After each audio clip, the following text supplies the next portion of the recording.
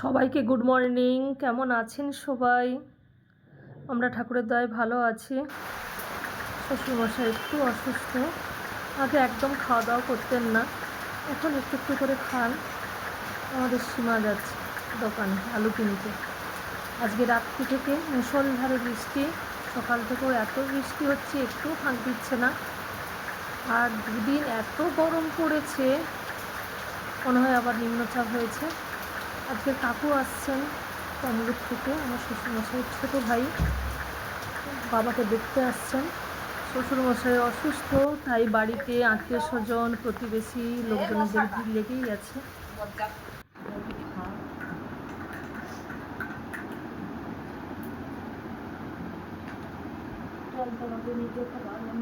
আজকে রান্না করছি দেখাই, পটল ভাজা করেছি, আলু ভাজা করেছি, ঢেঁড়স ভাজা করেছি, ডাল করেছি, ঝিঙা পোস্ত করবো, বাবার জন্য একটা আঝালা তরকারি করবো, এই যে আনারসের চাটনি করবো, ফুলকপির তরকারি করবো। ফুলকপিটাকে ভেজে নিয়েছি, আর পাশে যে আলুটাকে ভেজে নিচ্ছি।